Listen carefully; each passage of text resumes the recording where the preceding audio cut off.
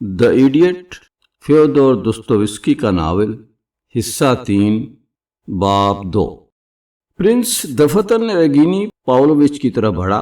एवेगिनी, उसने अजीब गर्मजोशी से उसका हाथ थामते हुए कहा, इत्मीनान रखिए कि इन सारी बातों के बावजूद आपको एक निहायत नफीस और बेहद शरीफ इंसान समझता हूँ। यकीन कीजिए मेरे कहने का। एवेगिनी पाव्लोविच हैरत में वाकई एक कदम पीछे हट गया। वो लम्हा भर के लिए जोरदार कहकह लगाने की नाकाबिले ज़ब्त ख्वाहिश से पंजा आजमाई कर रहा था। उसने देखा कि प्रिंस अपने आप में न थे। बहरहाल वो अजीब जहनी कश्मकश में दिखाई पड़ते थे। शर्त लगाता हूँ, वो चिल्लाया, कि आप इतनी ही बात कहना नहीं चाहते, और शायद मुझसे नहीं। लेकिन क्या बात है? क्या आपकी तबीयत नासाज है? हो सकता है, शायद बहुत मुमकिन है। आपने बड़ी होशियारी से मालूम कर लिया कि शायद आप मुतलिक नहीं थे जिसको मैं मुखातब करना चाहता था। उसने ये बात एक अजीब बल्कि मज़हका अंदाज में हंसते हुए कही और फिर एकदम पुकार कर कहा, मेरा 3 दिन कबल का बर्ताव याद न दिलाइए। मैं जानता हूं कि ये 3 दिन मैं कैसी शर्मिंदगी महसूस करता रहा हूं। मैं जानता हूं कि कसूरवार था, लेकिन आपने क्या किया जो आपके लिए तकलीफ दे हो? मैं देख रहा हूं एवेगिनी पाव्लोविच कि आप शायद मेरे लिए बनिस्बत दूसरों के ज्यादा शर्मिंदा हैं। आप शर्मा रहे हैं और ये नेक दिली की अलामत है। मैं फौरन चला जाऊंगा, इसका इत्मीनान रखिए। वो क्या कहना चाहते हैं? क्या उन पर इस तरह दौरा पड़ा करता है? लीजा ने घबरा कर कोलिया से पूछा। फिक्र न कीजिए लीजा, कोई दौरा नहीं आ रहा है। मैं फौरन चला जाऊंगा। मैं जानता हूं मुझ पर कुदरत की मार पड़ी है। मैं 24 बरस तक रोगी रहा, अपनी पैदाइश से लेकर 24 बरस तक, और जो कुछ अभी कह रहा हूं उसे यूं समझिए जैसे एक बीमार आदमी कह रहा हो। मैं फौरन रुखसत हो जाऊंगा, आप इत्मीनान रखिए, फौरन। मुझे शर्माने की क्या जरूरत है, क्योंकि ऐसी बातों के लिए शर्माना भी अजीब होगा, है ना? लेकिन सोसाइटी में मेरे लिए कोई जगह नहीं। ये बात मैं खुद पसंदी से नहीं कह रहा हूँ। मैंने 3 दिन इस पर गौर किया है और फैसला किया कि मुझे साफ साफ और ईमानदारी से अपने मुताल्लिक पहली फुर्सत में वजाहत कर देना चाहिए। कुछ तस्वुरात होते हैं, बुलंद तस्वुरात, जिनके मुताल्लिक मुझे कहना नहीं है, क्योंकि मुझे यकीन है आप सबको हंसी आएगी। प्रिंस शीन ने मुझे अभी इस पर टोका कि मेरे तौर तरीके बेतुके हैं और मुझ में ऊंच नीच की सूझबूझ नहीं। मेरे अल्फाज ख्यालात को पहुंचाने में नाकाम हैं, बल्कि इन ख्यालात के लिए भी नंग हैं, इसलिए मुझे हक नहीं पहुंचता। इसके अलावा कि मैं बेहद हसास हूँ। मैं यकीन रखता हूँ कि इस घर में मुझे कोई तकलीफ देना नहीं चाहेगा, और मुझे यहाँ इतना ज्यादा पसंद किया जाता है जिसका मैं मुस्तहिक नहीं हूँ। लेकिन ये भी जानता हूँ और बिल्कुल यकीन से कि 24 साल की बीमारी अपना असर छोड़े बगैर नहीं रह सकती। एक आदमी मुझ पर कभी कभी हंसने के सिवा और क्या कर सकता है? क्या ऐसा नहीं है? सब लोग इस गैर मुतवक्के अफसरदा कुन और बज़ाहिर बेसबब जज्बात के तूफान पर उलझन में खड़े थे, लेकिन इस तूफान से एक अजीब किस्सा निकल आया। ये बात आप यहाँ क्यों कह रहे हैं इन सबको? अगलाया मान चल्लाई। आप इन लोगों से कह रहे हैं, इन सब से? वो गोया हिजानी और इंतहाई बरहम थी। उसकी आंखें अंगारा हो रही थीं। प्रिंस उसके रूबरू खड़ा था, गुंग। वो यक बजक जर्द पड़ गया। यहाँ कोई भी ऐसा नहीं जो आपके इन अल्फाज के लायक हो। अगलाया बरस पड़ी। यहाँ कोई नहीं जो आपके चिंगलिया के बराबर हो, ना आपका सा जहन, ना दिल। आपके अंदर इन सब को मिलाकर भी निस्बतन ज्यादा दयानत और शराफत है। इनसे कहीं अच्छे हैं, रहमदिल और होशमंद। यहाँ कुछ तो इस लायक भी नहीं कि झुक कर आपका रुमाल ही उठा दें जो आपसे गिरा पड़ा हो। आप इनकिसार क्यों कर रहे हैं? खुद को किसी और से कमतर क्यों बना रहे हैं? आप अपने अंदर की हर शय को मस्ख क्यों कर रहे हैं? आप अपना सर ऊंचा क्यों नहीं रखते? मेरे खुदा, यूं भी हो सकता है भला? किसे गुमान होगा? लीजा ने अपने हाथ फैलाते हुए कहा। मरहबा गरीब सरदार, कोलिया ने खुशी से नारा लगाया। चुप रहो। आपके घर पर उन्हें मेरी तौहीन करने की जुर्रत कैसे हुई?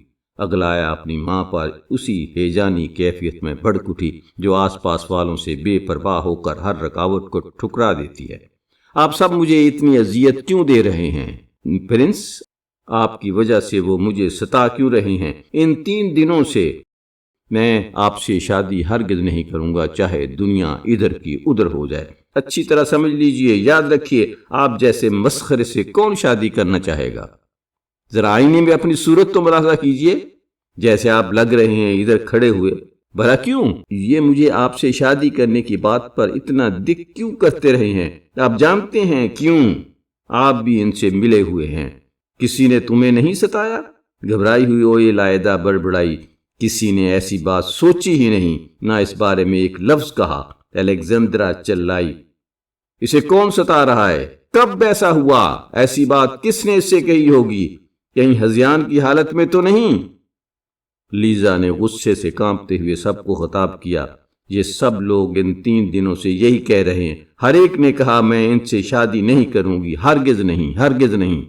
جذبات کے طوفان کے بعد اگلایا کی آنکھوں سے آنسوؤں کی دھار لگ گئی۔ رومال میں منہ چھپا کر ایک کرسی پر اس نے سر ٹیک دیا۔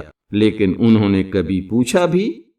اگلایا صاحبہ، میں نے کبھی آپ سے شادی کی درخواست نہیں کی، پرنس نے اچانک کہا۔ کیا؟ لیزا کو فیونا نے یک بارگی حیرت و خفگی اور ہول سے چیخ کر پوچھا، یہ سب کیا ہے؟ انہیں اپنے کانوں پر بھروسہ نہیں رہا تھا۔ میرا مطلب تھا، میں کہنا چاہتا تھا، پرنس نے اٹکتی آواز میں کہا، میں صرف اگلایا کو سمجھانا چاہتا تھا، اس بات کی صفائی کرنا چاہتا تھا کہ میرا کوئی ارادہ نہیں تھا شادی کے لیے ان کی رضا، ان سے التجا کرنے کا، کبھی بھی نہیں رہا۔ میں بالکل بے قصور ہوں، خدا کی قسم بالکل بے قصور۔ میں نے کبھی نہیں چاہا، نہ کبھی خیال آیا، میں کبھی چاہوں گا بھی نہیں۔ آپ خود جان لیں گی، اطمینان رکھیے، کوئی بدمعاش آپ کی نظر میں بدنام کر رہا ہے، کوئی پرواہ نہ کیجیے۔ ان الفاظ کے ساتھ وہ اگلایا کی طرف بڑھا، جس نے اپنے چہرے پر سے رومال ہٹایا، ایک چھچلتی نظر پرنس کے سہمے ہوئے وجود پر ڈالی۔ اس کے الفاظ کا مطلب سمجھا اور کہکہوں کا ایک فوارہ اگل پڑا۔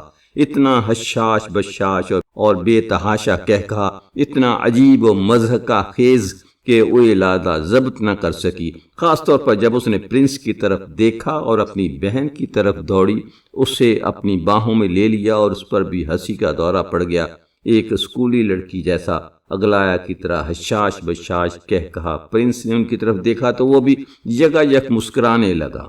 خوشی اور طمانت سے دوبارہ کہا، شکر خدا کا، شکر خدا کا۔ اس وقت الیگزندرا بھی کھل کر سب کی ہنسی میں شریک ہو گئی۔ ایسا لگا کہ ان بہنوں کے کہکہے کبھی تھمیں گے نہیں۔ کیسی جنگلی لڑکیاں ہیں یہ تینوں، لیزا بیگم بڑبڑائی۔ پہلے تو ڈرا کر بدحواس کر دیتی ہیں اور پھر… لیکن پرنس شین بھی اب ہنس رہا تھا، پھر ایگنی پیولچ بھی، پھر چلبلا کولیا بھی۔ پرنس بھی یہ سین دیکھ کر ہنستا رہا۔ چلیے ہم سب ہوا خوری کو چلیں۔ اوئی لاجدہ پکاری، ہم سب چلیں گے اور پرنس کو تو چلنا ہی پڑے گا۔ آپ ہمیں کیسے چھوڑ کر چل دیں گے شریف آدمی؟ کیسے پیارے ہیں وہ اگلایا، کیوں ہے نا ماں؟ اور کیا، میں ان کو ایک بار چومنا چاہتی ہوں اور گلے لگانا، کیونکہ انہوں نے کس انداز سے ابھی ابھی اگلایا کو ساری باتیں سمجھائی ہیں۔ پیاری ممی، کیا میں انہیں چوم لوں؟ اگلایا، مجھے اجازت دو کہ تمہارے پرنس کو چوموں۔ شریر لڑکی چلائی۔ وہ واقعی لپکی اور پرنس کی پیشانی کو چوم لیا اور ان کے ہاتھ اپنے ہاتھ میں لے کر اتنی زور سے دبائے کہ وہ تقریباً چلا اٹھی۔ بے پایاں مسرت کے ساتھ اس کی طرف دیکھتے ہوئے پرنس نے اچانک جلدی سے اس کے ہاتھ اوپر اٹھا کر اپنے ہونٹوں سے لگائے اور 3 مرتبہ چومے۔ چلیے، اگلایا نے کہا، پرنس آپ میرے ہمراہ چلیں گے، کیونکہ ممی وہ منگیتر جس نے مجھے ٹھکرا دیا، آپ نے تو مجھے ہمیشہ کے لیے ٹھکرا دیا ہے نا پرنس؟ نہیں نہیں، یوں نہیں، کسی خاتون کی باہیں تھامنے کا یہ طریقہ نہیں۔ کیا آپ نہیں جانتے کہ کسی خاتون کے بازو میں بازو کس طرح ڈال کر چلتے ہیں؟ ہاں، اب ٹھیک ہے، اب ہم دوسروں سے آگے آگے چلیں گے۔ کیا آپ دوسروں سے آگے آگے تخلیے میں باتیں کرتے چلیں گے؟ وہ بے تکان بولتی جا رہی تھی اور بیچ بیچ میں کہکہے بکھیرتی۔ شکر خدا کا لیزا پروکوفیونا دہراتی رہیں۔ ان کی اس کچھ سمجھ میں نہیں آ رہا تھا کہ وہ کس بات پر تسکین محسوس کر رہی ہیں۔ کتنے غیر معمولی حد تک عجیب لوگ ہیں۔ پرنس شین نے ان لوگوں کی آشنائی سے اب تک شاید 100ویں بار سوچا، تاہم اسے یہ عجیب لوگ پسند آئے تھے۔ البتہ پرنس مشکن کے بارے میں اس کی پسند کچھ خاص نہیں تھی۔ پرنس شین خیالات میں محو اور کس قدر فکر مند تھا کہ سب ہوا خوری کے لیے روانہ ہو گئے۔ ایوگنی پاولچ سب سے زیادہ شگفتہ نظر آ رہا تھا۔ ایش باغ کی طرف جاتے ہوئے اس نے الیگزندرا اور اویلادا کو محظوظ کرنے کی پوری کوشش کی، لیکن لڑکیاں اس کے لطیفوں پر اتنے زیادہ اشتیاق سے فرمائشی کہہ کے لگاتی تھیں کہ اسے شوبہ کی ایک پھانس چوبی کہ شاید وہ اس کی بات سنی انسنی کیے دے رہی ہیں۔ اس خیال سے آخر اس نے کوئی خاص سبب ظاہر کیے بغیر اچانک بھرپور اور خلوص قلب سے کہہ کہا داغ دیا۔ اسی قسم کا آدمی تھا وہ۔ دونوں بہنیں جو بہت ہی زندہ دل خوش خرم دکھائی پڑتی تھیں، اگایا اور پرنس کی طرف بار بار سرسری نگاہیں ڈالتی جاتی جو آگے آگے چل رہے تھے۔ ان کی چھوٹی بہن نے سریہن ان کے سامنے ایک معمہ رکھ دیا تھا۔ ادھر پرنس شین لیزا کوفیونا کو متوجہ کرنے اور قطعی غیر متعلق معاملات پر گفتگو کرنے کی کوشش کر رہا تھا، غالباً ان کے ذہن سے حالیہ واقعات ہٹانے کی غرض سے۔ بیگم جنرل کو اس نے بہت تنگ کر ڈالا تھا۔ ان کے خیالات بظاہر بالکل بے ترتیب تھے اور جوابات بھی بے ربط۔ کبھی کبھی تو وہ نہ نکلتے، لیکن اس شام اگلایا ایوانا کے معمے ختم نہیں ہو پائے۔ سب سے آخری تنہا پرنس کے لیے رکھا گیا۔ مشکل سے وہ لوگ بنگلے سے 100 قدم گئے ہوں گے کہ اگلایا نے ایک تیز مگر دھیمی آواز میں اپنے خاموش ہمراہی سے کہا، آپ دائیں طرف دیکھ رہے ہیں؟ پرنس نے دیکھا۔ ذرا غور سے دیکھیے، آپ وہ پارک میں رکھے ادھر اس بینچ کو دیکھ رہے ہیں؟ ان 3 بڑے درختوں کے قریب وہ سبز بینچ۔ پرنس نے اس بات میں جواب دیا، کیا وہ جگہ آپ کو پسند آئی؟ میں صبح سویرے کبھی کبھی وہاں جاتی ہوں، صبح 7 بجے جب سب پڑے سوتے ہیں اور تنہا بیٹھتی ہوں۔ پرنس بدبدایا کہ ہاں، خوب جگہ ہے، اور اب مجھے چھوڑ دیجئے۔ اب میں آپ کی باہوں کے سہارے نہیں چلنا چاہتی۔ یا بہتر ہو آپ میری باہیں تھام لیں، لیکن منہ سے ایک لفظ نہ نکالیں۔ میں اپنے ہی خیالات میں گم رہنا چاہتی ہوں۔ یہ تاکید فضول تھی، کیونکہ اس کے بغیر بھی پرنس راستے بھر غالباً ایک لفظ منہ سے نہ نکالے چل رہے تھے۔ اگلایا کی زبانی بینچ کے بارے میں سن کر اس کا دل زور زور سے دھڑکنے لگا، لیکن سوچنے کے بعد مضحکہ خیز خیال کو شرمندگی کے ساتھ ذہن سے نکال دیا۔ یہ عام بات ہے، یا کم از کم جیسا کہ دور دور تک مشہور تھا کہ پالوس کی ایش باغ میں اتوار کے علاوہ دنوں میں بھی جس قسم کی عوام دکھائی دیتی ہے، وہ اتوار یا کسی تہوار کی بنسبت زیادہ منتخب و چیدہ ہوتے ہیں۔ جب شہر سے آئے ہوئے ہر قسم کے لوگوں کی ریل پیل ہوتی ہے، عورتوں کے لباس سادہ مگر کافی ٹھاٹھ دار ہوتے ہیں۔ بینڈ سٹینڈ کے گرد جمع ہونا بھی ایک رواج ہے، جہاں بینڈ باجا، جو غالباً ہمارے ملک میں اس قسم کے بینڈوں میں بہترین ہے، اپنا سنگیت پیش کرتا ہے اور تازہ ترین دھنیں بجاتا ہے۔ لوگوں کا رویہ مخصوص گھریلو ماحول یا دوستانہ بے تکلفی کے باوجود بڑا ہی شائستہ و مناسب رہا کرتا ہے۔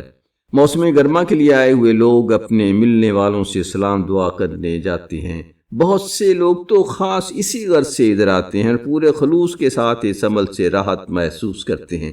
کچھ ایسے بھی ہوتے ہیں جو صرف موسیقی کا لطف اٹھانے آتے ہیں۔ شور پکار دنگے وغیرہ محض اتفاقی ہیں، گرچہ کبھی کبھی ہوتے رہتے ہیں، بلکہ اتوار کے علاوہ دوسرے دنوں میں بھی ہو جاتے ہیں۔ خیر، اس سے پاک ہونا بھی ممکن نہیں۔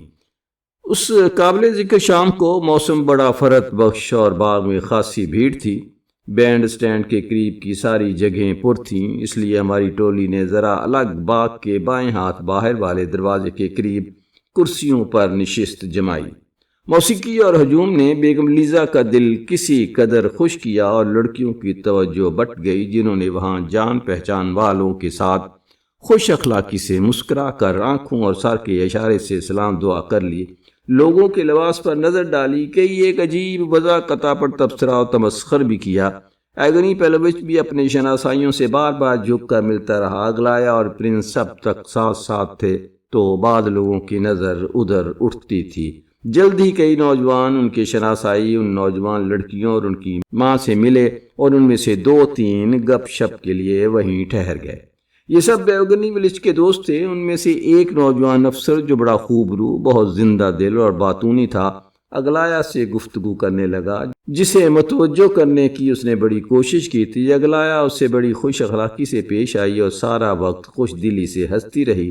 ایگنی پاولچ نے پرنس سے نوارت کا تعارف کرانے کی اجازت چاہی۔ پرنس مشکل سے سمجھ پایا کہ اس سے کیا کہا جا رہا تھا، لیکن تعارف ہو گیا اور دونوں نے ادب سے سر جھکایا اور مصافحہ کیا۔ ایگنی پاولچ کے دوست نے کچھ پوچھا، لیکن پرنس نے جواب نہ دیا، یا پھر منہ ہی منہ میں کچھ کہہ گیا۔ اس کی سمجھ میں نہ آیا، اس لیے اس نے غور سے پرنس کی طرف دیکھا اور پھر ایگنی پاولچ کی طرف اچٹتی نظر ڈالی اور سمجھ گیا کہ موخر ذکر نے تعارف پہلے سے کیوں کروایا۔ وہ پھیکی ہنسی ہنسا اور پھر اپنی توجہ اگلایا کی طرف پھیر دی۔ صرف ایگنی پاولچ نے دیکھا کہ اس موقع پر اگلایا ایک دم گلنار ہو گئی تھی۔ پرنس نے دھیان ہی نہ دیا کہ اور لوگ اگلایا سے باتیں کرنے اور ریجھنے میں لگے ہیں۔ کبھی کبھی تو وہ اس بات سے بھی تقریباً غافل رہا کہ اس کے برابر بیٹھا ہے۔ وہ کبھی چاہتا کہ کاش کہیں دور چلا جاتا، اس جگہ سے جہاں وہ تھا، غائب ہو جاتا۔ وہ کسی بے رونق ویران جگہ کو پسند کر لیتا، جہاں وہ بالکل یکو تنہا اپنے خیالات میں مگن رہتا، کسی کو اس کا اتا پتہ نہ ہوتا، یا کم از کم وہ اپنے گھر کے برآمدے میں ہی ہوتا۔ ان لوگوں کی بھیڑ سے الگ لفدیف بھی نہیں، نہ ہی بچے۔ وہ اپنے صوفے پر جا پڑتا، تکیوں میں اپنا چہرہ دسائے اسی طرح دن بھر پڑا رہتا، پھر ساری رات اور دوسرے دن تک۔ دوسرے لمحوں میں اس کی محویت اسے پہاڑوں پر لے جاتی، خصوصاً ایک خاص مقام پر جسے وہ بڑے پیار سے یاد کرتا اور جہاں وہ شوق سے جایا کرتا جب وہ وہاں ٹھہرا تھا۔ نیچے اس نے دیہات کو دیکھا تھا، وہ آبشار جو بمشکل نظر آتا جب وہ ایک باریک جھرنا بن کر نیچے گرتا، وہ سفید بادل اور وہ پرانے قلعے کے کھنڈر۔ اس کی آرزو تھی کہ وہ وہاں پہنچ جائے، خود کو دوبارہ وہاں پائے اور صرف ایک ہی بات کے متعلق سوچتا اور اپنی باقی زندگی کسی بھی چیز کے متعلق نہیں۔ اور یہ 1000ویں کے لیے کافی ہوتا۔ اگر اس کے گرد لوگ اسے فراموش بھی کر دیتے تو کیا فرق پڑتا، اور کتنا اچھا ہوتا کہ یہ لوگ اسے ملے ہی نہ ہوتے اور یہ سب کچھ نہ ہوتا سوائے ایک خواب کے۔ بے شک کیا یہ بالکل ایک ہی بات نہ تھی، خواب اور حقیقت۔ کبھی کبھی وہ یک بارگی اگلایا کو گھورنے لگتا، اس کی آنکھیں اس کے چہرے پر ایک وقت میں 5 منٹ تک گڑی رہتی، مگر اس کی ٹکٹکی بڑی عجیب تھی۔ وہ اس کی طرف یوں دیکھتا جیسے وہ ایک ایسی چیز تھی جو ایک کوس دور واقع تھی، جیسے وہ گوشت پوست ہونے کی بجائے ایک تصویر تھی۔ آپ مجھے اس طرح کیوں دیکھ رہے ہیں پرنس؟ اس نے دفعتاً سوال کیا، اپنے گرد لوگوں کی شگفتہ اور رنگین گفتگو کو توڑتے ہوئے۔ آپ مجھے ڈرا دیتے ہیں۔ مجھے ایسا لگتا ہے کہ آپ میری طرف بڑھنا اور میرا چہرہ چھونا چاہتے ہیں تاکہ اپنی انگلیوں سے محسوس کر سکیں، یا میری طرف اسی طرح دیکھ رہے ہیں، ہے نا ایوگنی پاولچ؟ پرنس نے یہ الفاظ نکلتے سنے۔ اسے حیرانی ہوئی کہ یہ کہے کیوں گئے۔ ایک لمحہ اس نے غور کیا، شاید اچھی طرح سمجھے بغیر کہ کیا کہا گیا، لیکن کوئی جواب نہ دیا۔ پھر یہ دیکھ کر کہ اگلایا اور دوسرے سب ہنس رہے ہیں تو اس نے یک بجک اپنا منہ کھولا اور ان کی ہنسی میں شریک ہو گیا۔ کہے بلند ہونے لگے۔ وہ افسر جو طبعاً خوش دل تھا کھلکھلا کر ہنسنے لگا۔ ایڈیٹ، اگلایا نے دفعتاً خفگی سے دل ہی دل میں کہا۔ خدایا، کیا یہ ایسی ہے؟ کیا اس کا سر پھر گیا ہے؟ لیزا دانت پیستے ہوئے بڑبڑائیں۔ اس کے مذاق کرنے کا طریقہ ہے جیسے اس نے تب غریب سردار کہہ کر کیا تھا۔ الیگزندرا نے کچھ سمجھتے ہوئے سرگوشی کی، اور کچھ نہیں۔ وہ اپنے انداز میں انہیں سرزنش کر رہی تھی۔ ہاں، اس مرتبہ وہ مذاق سے آگے نکل گئی۔ اسے بند ہونا چاہیے تھا ممی۔ تھوڑی دیر پہلے وہ مذاق کی ایکٹنگ کر رہی تھی اور ہمیں ڈرا رہی تھی۔ یہ تو اچھی بات ہوئی کہ ایسے ایڈیٹ کو نشانہ بنا رہی تھی۔ ماں نے جواب میں کانا پھوسی کی۔ بیٹی کی رائے زنی سے پھر بھی انہیں کچھ تسکین محسوس ہو رہی تھی۔ تاہم پرنس نے اس فکرے کو اتفاقاً سن لیا تھا اور وہ چونک پڑا، لیکن اس لیے نہیں کہ اسے احمق کہا گیا تھا۔ وہ اس واقعے کو فوراً بھول گیا، کیونکہ اس نے ہجوم میں کسی جگہ سے جہاں وہ بیٹھا تھا اس کے نزدیک ہی وہ ٹھیک سے سن سکتا تھا، بتا نہ سکتا تھا۔ ایک تیزی سے سرکتے ہوئے چہرے کی جھلک دیکھی، جانا پہچانا آشنا تبسم اور نظریں، ہو سکتا ہے اس کا تصور ہو، لیکن جس نے ایک زہر خند مسکراہٹ کا تاثر چھوڑا، وہ آنکھیں، وہ بھڑکدار سبز نکٹائی پہنے بنا ٹھنا ایک نوجوان مرد جس کی جھلک اس نے دیکھی تھی۔ پرنس کو ٹھیک اندازہ نہ ہوا کہ وہ ہجوم میں غائب ہو گیا یا عیش باغ کی طرف کھسک گیا، لیکن ایک آدھ منٹ کے بعد اس نے پھرتی اور بے چینی سے اسے اپنے ارد گرد دیکھنا شروع کیا۔ وہ پہلا سایہ تھا جو ممکن ہے دوسرے کا پیش خیمہ ہو، ایسا ہونا تقریباً یقینی تھا۔ اس نے مڈ بھیر کے اس امکان کو عیش باغ کی سمت روانہ ہوتے وقت کیسے نظر انداز کر دیا؟ یہ بھی سچ ہے کہ اسے اس بات کا پورا اندازہ نہ تھا کہ ہمیں کدھر جانا ہے۔ اس کی ایسی حالت تھی، اگر محویت کچھ کم ہوتی تو پاؤ گھنٹہ پہلے غور کیا ہوتا کہ اگلایا بھی بار بار اپنے ارد گرد بڑی بے چینی سے اچٹتی نظروں سے دیکھ رہی تھی، جیسے اسے کسی چیز یا شخص کی تلاش ہو۔ جب اس کا تردد ظاہر ہو گیا تو اگلایا کی بے چینی اور بے اطمینانی بھی بڑھی، اور پرنس نے پیچھے دیکھا تو اس نے بھی فوراً ویسا ہی کیا۔ جلد ہی ان کے اندیشوں کی وجہ ظاہر ہو گئی۔ بازو کے باہر جانے والے دروازے کے قریب سے، جہاں پرنس اور سارا بیپانچین خاندان بیٹھا تھا، یکا یک لوگوں کا ایک اچھا خاصا گروہ، جن کی تعداد کم از کم 1 درجن ہوگی، نمودار ہوئی۔ آگے آگے 3 عورتیں تھیں جن میں 2 بڑی انتہائی حسین تھیں، اس لیے کوئی تعجب کی بات نہ تھی کہ کافی شہدائی ان کے پیچھے پیچھے چل رہے تھے، لیکن عورتوں اور ان کے شہدائیوں میں ایسا نرالا پن تھا کہ وہ بینڈ سٹینڈ کے گرد لوگوں کے مجمع سے بے جوڑ لگ رہے تھے۔ انہیں جلد ہی ہجوم کے تقریباً سب لوگوں نے توجہ سے دیکھا، اکثر تو ایسے بن گئے کہ جیسے انہیں دیکھا ہی نہیں۔ پھر بھی انہوں نے ان نوجوانوں میں سے چند کو ہنسنے پر مجبور کیا جنہوں نے دبی زبان سے کچھ رائے زنی کی۔ انہیں نظر انداز کرنا مشکل تھا، وہ لوگ اپنی نمائش کرنے آئے تھے، زور زور سے باتیں کرتے اور ہنستے جا رہے تھے۔ غالباً ان میں سے بہت سے مدہوش تھے، اگرچہ ان میں کچھ نفیس اور کچھ خوش وضع لباس بھی تھے۔ پھر کئی عجیب سمکی، عجیب لباس، عجیب لال بھبوکا چہرے، کئی ایک فوجی بھی تھے، کچھ اتنے کم عمر بھی نہ تھے، اور کچھ سنجیدہ خوش قطع ڈھیلے ڈھالے کپڑوں میں بھی، کف کے بٹنوں اور انگوٹھیوں سے لیس، چمچماتی وگیں اور بالکل سیاہ رنگ کے گل مچھے چہرے پر شرافت کے مگر ساتھ ہی بیزاری کے آثار۔ تاہم سوسائٹی میں ایسے لوگوں سے یوں پرہیز کیا جاتا ہے جیسے پلیگ سے۔ وہ سوسائٹی جو پیٹرسبرگ کے نزدیک کی گرمائی صحت گاہوں میں رہتی ہے، اس میں سے اکثر سخت محتاط اور بے حد معزز لوگ ہوتے ہیں، لیکن بے حد محتاط لوگ بھی اس خطرے سے محفوظ نہیں جب ایک چھجے کے نیچے سے گزرتے وقت کوئی اینٹ نکل کر ان پر گر پڑے۔ اس قسم کی اینٹ اب بینڈ سٹینڈ کے گرد منتخب مجمع پر گرنے ہی والی تھی۔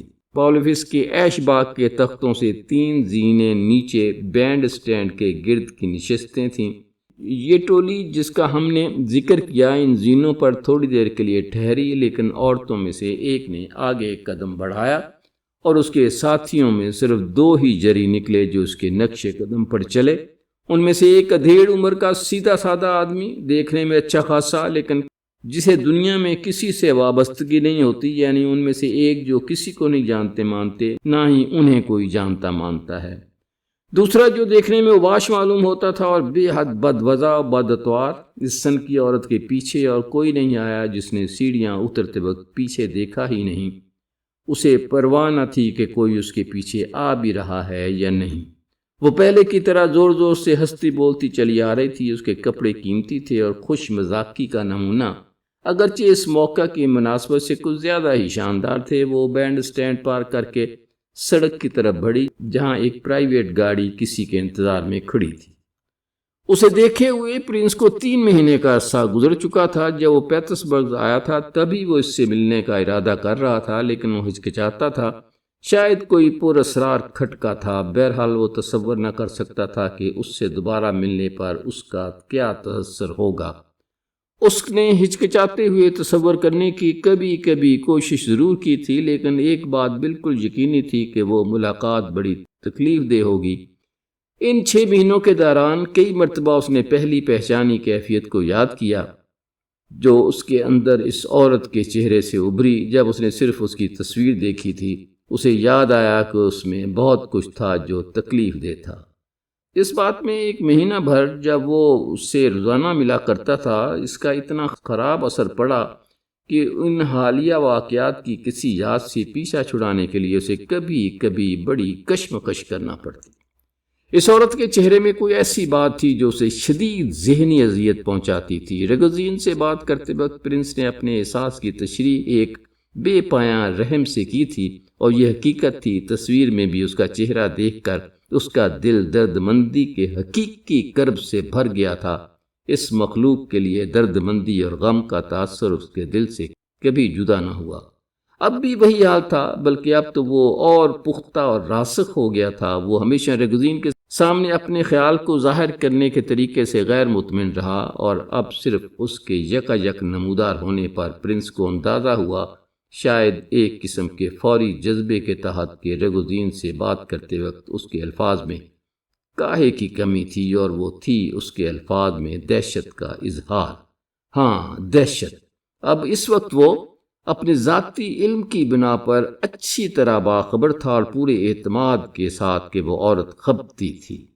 اگر کوئی شخص کے امکان کو دل میں جگہ دے سکے اور ناگہاں اسے زنجیروں میں جکڑا ہوا دیکھے، آئینی سلاخوں کے پیچھے، وارڈر کی لاٹھی کے نیچے، اس وقت اس کے دل پر جو گزرے گی اس سے مشابہ اس لمحے پرنس کی کیفیت تھی۔ کیا بات ہے؟ اگلایا نے سرگوشی کرتے ہوئے اسے مخاطب کیا اور اس کے بازو کو بھولے پن سے کھینچا۔ پرنس نے اپنا سر اس کی طرف موڑا اور دیکھا، اس کی سیاہ آنکھوں میں جھانکا جو کسی سبب سے چمک رہی تھیں۔ کس وجہ سے؟ اس نے مسکرانے کی کوشش کی، لیکن پھر اچانک گویا اسے اپنے ذہن سے خارج کرتے ہوئے اپنی نظریں دائیں طرف پھیر کر اس اذیت رساں سائے کی طرف دیکھنے لگا۔ نستاسیا فلیپودنا اس وقت لڑکیوں کی کرسیوں کے قریب سے گزر رہی تھی۔ اسی اثنا میں ایوگنی پاولچ زور آواز میں جلدی جلدی الیگزندرا سے کچھ کہہ رہا تھا جو اسے از حد دلچسپ و پر لطف معلوم ہوئی۔ پرنس کو یاد آیا کہ اگلایا نے یکایک نیم سرگوشی میں چوٹ کی۔ کیسی ہے؟ اگلایا کا لفظ ناتمام اور مبہم رہا، اگرچہ کچھ نہ کہا لیکن تیر کمان سے نکل چکا تھا۔ نستاسیا فلیپودنا جو اس طرح گزر رہی تھی جیسے اس نے خاص طور پر کسی کو نہ دیکھا ہو، یک بجک ان کی جانب مڑی، گویا اسی لمحے ایگنی پاولچ پر نظر پڑی تھی۔ ہلو، یہ تو یہاں موجود ہے، وہ پکاری اور وہیں ٹھہر گئی۔ اس کا پتہ تو قاصدوں کی فوج بھی نہیں لگا سکتی، اور یہ یہاں جیسے ارادہ کر کے بیٹھا ہے۔ بھلا کس کو گمان ہوگا؟ ارے میں تو سمجھی تم وہاں ہو گئے اپنے چچا کے پاس، وہ بولتی گئی۔ ایوگنی پاولچ سرخ ہو گیا۔ نستاسیا فلیپودنا کی طرف ایک قہر آلود نگاہ ڈالی اور جلدی سے منہ دوسری طرف پھیر لیا۔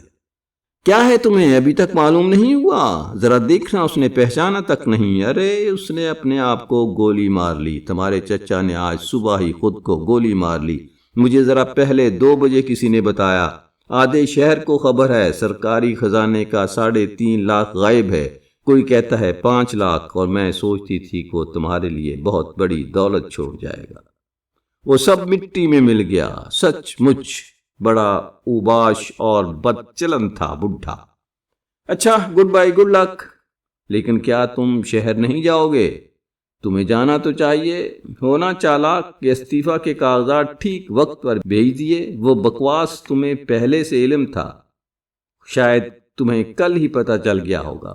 اگرچہ گستاخی کے ساتھ یہ چھیڑخانی، جان نہ پہچان اور ایسے بے تکلفی کا مظاہرہ جس میں کوئی شبہ نہیں ایک خاص مقصد کے تحت، تاہم ایوگنی پاولچ نے پہلے سوچا تھا کہ اس اذیت دینے والی کو نظر انداز کر دے، وہ بالکل انجان بن جائے۔ نستاسیا فلیپودنا کے الفاظ بجلی بن کر گرے۔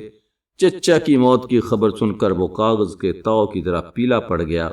خبر پہنچانے والے کی طرف بڑھا، بلکہ اسی لمحے لیزا پروکوفیونا اپنی نشست سے یکایک اٹھ کھڑی ہوئیں۔ اپنے گروپ کے تمام لوگوں کو اشارہ کیا اور ایسے بھاگیں جیسے دوڑ رہی۔ صرف پراس اس جگہ رہ گیا جیسے وہ تذبذب میں ہو۔ اکیلا ایگنی پاولچ وہاں کھڑا رہا۔ اس کے حواس درست نہیں تھے۔ بپانچین خاندان سے بمشکل 20 قدم دور گیا ہوگا کہ یہاں ایک آفت برپا ہو گئی۔ فوج کا افسر ایگنی پاولچ کا گہرا دوست جو اگلایا سے گفتگو میں مصروف تھا انتہائی طیش میں آ گیا۔ یہاں فقط ایک چابک کی ضرورت ہے۔ زبان دراز کا تامہ سے نبٹنے کا بس ایک ہی طریقہ ہے، اس نے تقریباً بلند آواز سے کہا۔ وہ غالباً پہلے سے ایگنی پاولچ کا ہمراز تھا۔ نستاسیا فلیپودنا جھپٹ کر اس طرف مڑی، اس کی آنکھیں چمک رہی تھیں۔ وہ ایک بالکل اجنبی نوجوان کی طرف لپکی جو اس سے 2 قدم فاصلے پر کھڑا تھا، جس کے ہاتھ میں پتلی سی چھڑی تھی۔ اسے جھپٹ لیا، اس خطا کار کے چہرے پر پوری طاقت سے ہاتھ چھوڑ دیا۔ یہ سب ایک پل میں ہو گیا۔ فوجی افسر آپے سے باہر اسے مارنے کے لیے اچھل کر آگے بڑھا۔ نستاسیا فلیپودنا کا کوئی ساتھی اس کے پاس نہ تھا۔ معزز دکھائی دینے والا ادھیڑ آدمی چمپت ہو گیا اور تکلے کی ترنگ میں جو آدمی تھا کنارے کھڑا اونچی آواز میں ہنسنے لگا۔ لمحے بار میں اس جگہ پولیس آ گئی ہوتی، لیکن اسی منٹ نستاسیا فلیپودنا بری پھنستی اگر اسے انجانی کمک نہ مل جاتی۔ پرنس نے جو وہاں سے صرف 2 قدم دور تھا اس افسر کے ہاتھ کسی نہ کسی طرح پیچھے سے پکڑ لیے۔ افسر نے خود کو پرنس کی گرفت سے چھڑانے کے لیے ایسا زوردار دھکا مارا کہ پرنس 3 قدم پیچھے ایک کرسی پر جا گرا۔ اب نستاسیا فلیپودنا کے 2 طرفدار آگے آ چکے تھے۔ ان میں سے ایک اب افسر کے مقابلے کھڑا تھا۔ مکہ باز جس کے لکھے ہوئے مضمون سے قاری واقف ہے، وہ ایک مرتبہ ریگوزین کے گروہ والے آدمی کی حیثیت سے روشناس ہو چکا ہے۔ میرا نام کیلر ہے، میں ایک ریٹائرڈ سینئر لیفٹیننٹ ہوں، اس نے ڈٹائی سے اپنا تعارف کرایا۔ کیپٹن، آپ اگر صنف نازک کے بدلے میں دست بدست لڑائی کے خواہشمند ہوں تو میں حاضر ہوں۔ مکے بازی کے انگریزی فن کے ساتھ کیپٹن دگیلو مت، آپ کی جان لیوا توہین پر مجھے آپ سے ہمدردی ہے، لیکن میں اجازت نہیں دے سکتا کہ آپ عورت ذات پر اپنے مکے کا استعمال کریں، وہ بھی کھلم کھلا لوگوں کے سامنے۔ اگر آپ کوئی اور طریقہ پسند کرتے ہیں جو ایک عزت دار شریف آدمی کے شان ہو تو بے شک آپ سمجھ گئے ہوں گے کیپٹن۔ کیپٹن نے خود پر قابو پا لیا تھا، اب اس کی طرف مطلق توجہ نہ دی۔ عین اس وقت ریگوزین ہجوم سے برآمد ہوا۔ نستاسیا فلیپودنا کے ہاتھ میں ہاتھ ڈالا، اسے ہٹا کر لے گیا۔ ریگوزین خود بد حواس تھا، رنگ پھک اور بدن میں تھرتھری، تاہم نستاسیا فلیپودنا کو وہاں سے ہٹاتے وقت افسر کے منہ پر اس کا مذاق اڑاتے ہوئے ہنسا اور آہستہ سے ایک بازاری اکڑ فون سے کہا، اختو، اچھا سبق ملا، منہ لال ہو رہا ہے، اختو۔ کیپٹن، جس نے اپنے آپ کو سنبھال لیا تھا اور اس بات سے بخوبی واقف کہ اسے کس قسم کے لوگوں سے واسطہ پڑا ہے، پرنس کی طرف مڑا جو اپنی کرسی سے اٹھ چکا تھا اور اپنے گال پر رومال لگائے ہوئے اس نے بڑے ادب سے کہا، پرنس مشکن ہے نا، جن سے ملنے کا مجھے شرف ہوا ہے؟ وہ بالکل پگلی ہے، دیوانی، آپ یقین کیجئے، پرنس نے کپکپاتے لہجے میں کہا اور کسی وجہ سے اپنے کانپتے ہوئے ہاتھ اس کی طرف بڑھا دیے۔ میں اس اطلاع پر ناز تو نہیں کر سکتا، لیکن آپ کا نام ضرور جاننا چاہتا ہوں۔ اس نے سر ہلایا اور چلا گیا۔ پولیس ٹھیک 5 سیکنڈ کے بعد آئی، جب اس واردات میں حصہ لینے والے آخری شریک بھی جا چکے۔ یہ سارا سانحہ 2 منٹ سے زیادہ نہیں چلا۔ چند تماشائی اپنی کرسیوں سے اٹھ کر چل دیے، دوسروں نے نشستیں بدل لیں، بعضوں نے اس تماشے سے خوب مزہ لیا اور لوگ جو تھے انہوں نے بڑی دلچسپی ظاہر کی۔ مختصراً یہ معاملہ اس طرح ختم ہوا جیسے ان موقعوں پر ہوا کرتا ہے۔ بینڈ کے ساز پھر بجنے لگے۔ پرنس بھی بپانچین کمبے کی طرف چل پڑا۔ اسے اپنے بائیں طرف دیکھنے کا خیال آتا جب وہ اس کرسی پر ٹک گیا تھا جہاں وہ ڈھکیلا گیا تھا تو اس کی نظریں اگلایا پر پڑتیں جو وہاں سے 20 قدم دور ٹھہر کر سارا ہنگامہ دیکھ رہی تھیں۔ اس کی ماں بہنیں آگے چلی گئی تھیں اور وہاں سے اس کی خوشامد کر رہی تھیں۔ پرنس شین دوڑتے ہوئے اس کے پاس پہنچے اور بالآخر اسے راضی کیا کہ وہ جلد نکل چلے۔